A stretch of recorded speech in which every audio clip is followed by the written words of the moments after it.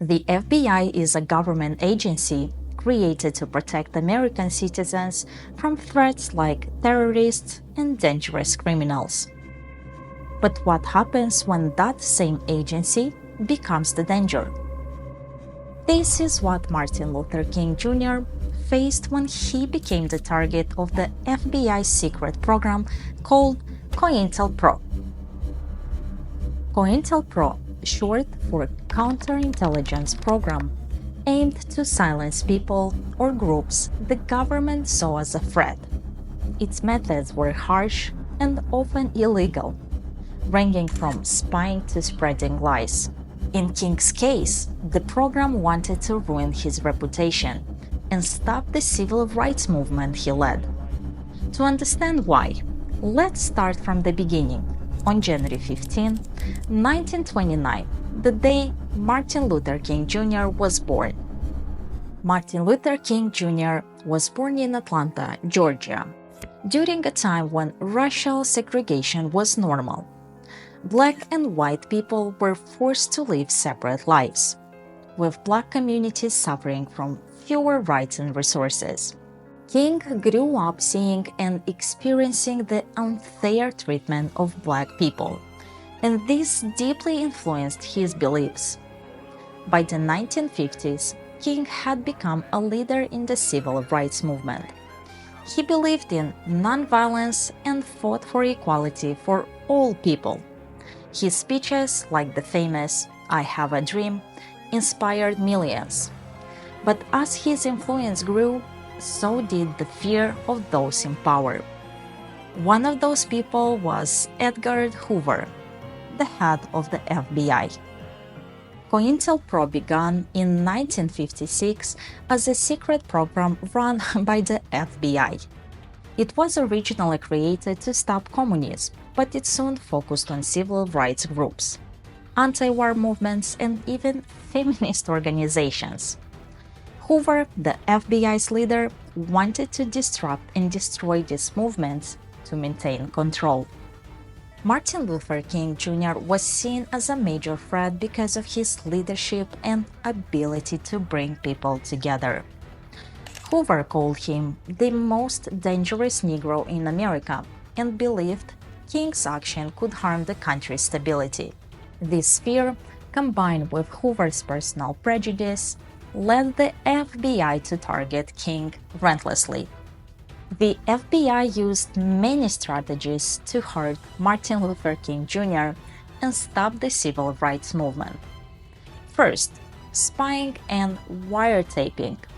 In 1963, the FBI got permission to spy on King. They taped his phones and put hidden microphones in his hotel rooms. They listened to his private conversations, hoping to find information they could use against him. One of the most shocking acts was a letter sent to King in 1964. The letter included recordings of his alleged personal affairs and urged him to commit suicide. The letter called him a fraud and warned that his secrets would be made public if he didn't act. The FBI leaked damaging rumors about King to newspapers and tried to divide the civil rights movement by spreading mistrust among its leaders. Their goal was to weaken King's support and destroy his reputation. But we have to understand, why did FBI fear King? Well, there are a couple of reasons. King's nonviolent protests, like the Montgomery bus boycott and the March on Washington, showed the power of peaceful resistance. These events forced America to confront its racist systems, which scared many in power who wanted to maintain the status quo. During the Cold War, the US government was obsessed with stopping communism. The FBI falsely accused King of being influenced by communists, especially because one of his advisors, Stanley Levison, had past ties with communist groups. These claims were baseless. but gave the FBI an excuse to target him. The FBI under Hoover was filled with racist attitudes. Instead of seeing King as someone fighting for equality, they saw him as a dangerous agitator who could disrupt society. This prejudice fueled their relentless campaign against him. Although King is remembered as a hero, his life was not without controversy. Some of these issues were real, while others were exaggerated by the FBI. The FBI spying uncovered evidence that King had extramarital affairs. They used this information to discredit him. They sent tapes to his wife and close allies, hoping to cause personal and professional damage. While historians acknowledge these allegations, they argue they don't erase King's contributions to society. In 1991, it was revealed that parts of King's doctoral dissertation were copied from other sources. While Boston University did not revoke his degree, his discovery sparked debates about his academic ethics. Activists like Malcolm X criticized King for being too accommodating to white leaders and for focusing on nonviolence.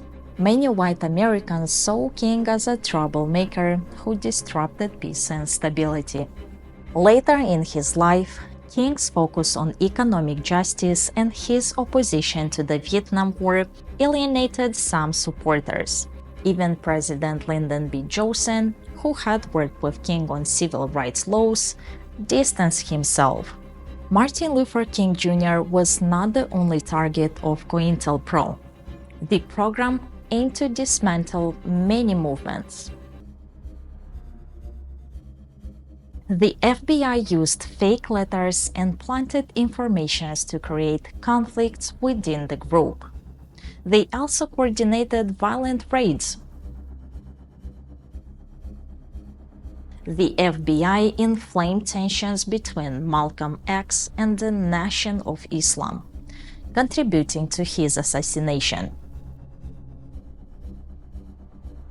Activists opposing the Vietnam War were spied on and falsely accused of crimes.